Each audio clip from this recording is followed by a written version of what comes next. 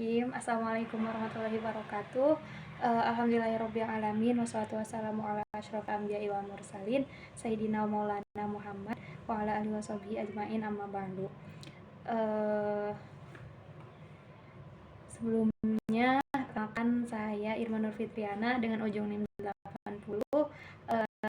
Sedang menyelesaikan tugas diskusi bersama teman saya Widi Azhara Asriyah. Di sini kami membahas tentang panduan pelajari materi secara efektif. Nah, hasil diskusinya akan dipresentasikan selanjutnya.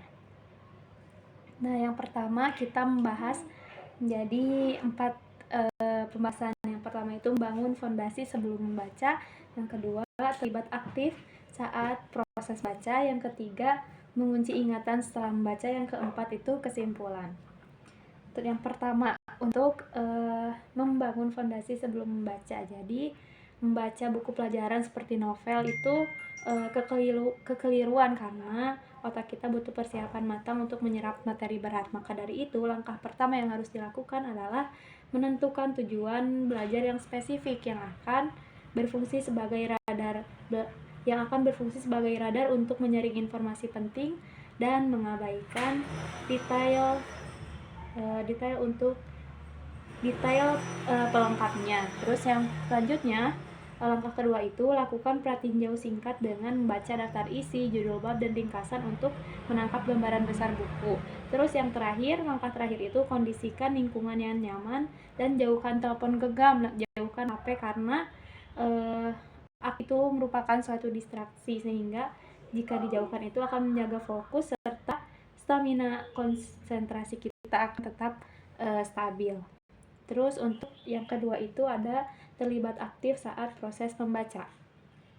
Saat mulai membaca, aturan emasnya adalah jangan pernah membaca secara pasif karena membuat kita cepat lupa. Kita harus membaca aktif dengan membangun dialog dua arah bersama, seperti memberi tanda menggunakan stabilo atau menulis catatan kritis. Jadi tidak boleh kosongan ketika membaca, harus alat yang membantu untuk meng-highlight atau menulis hal-hal pentingnya.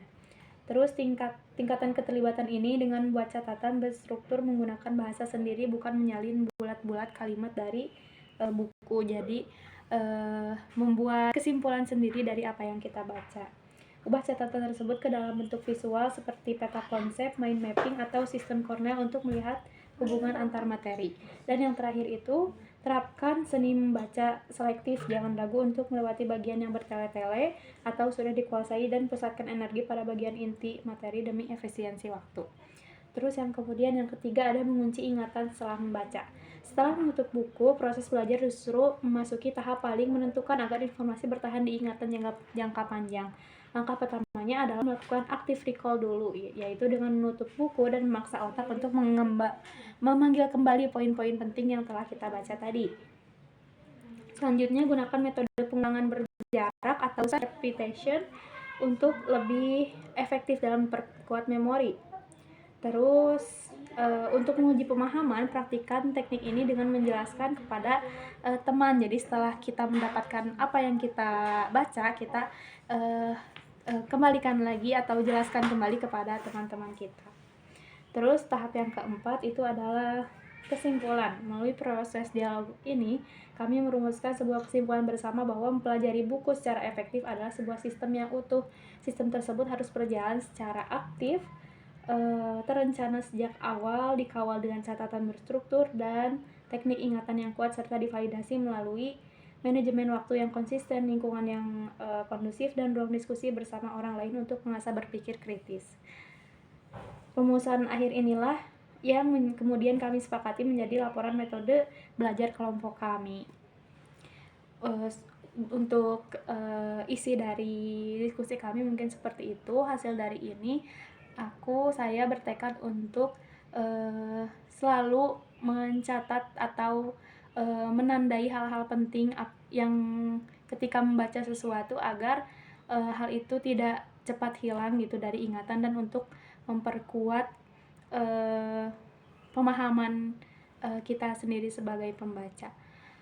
Mungkin cukup untuk pemaparan presentasinya. Terakhir, doa untuk orang tua, semoga orang tua diperlancar dalam segala urusannya, dipermudah mencari nafkahnya, dikasih kesabaran yang luas menghadapi anak-anaknya, dan untuk para guru-guru semoga diberi ketabahan hati yang lapang untuk selalu mengajarkan murid, mahasiswa, atau yang lainnya, dan semoga selalu diberi keberkahan di setiap urusan yang sedang dijalaninya. Kemudian doa akhir majelis, subhanakallah wa bihamdika asyhadu an la ilaha illa anta atubu ilaik. Amin.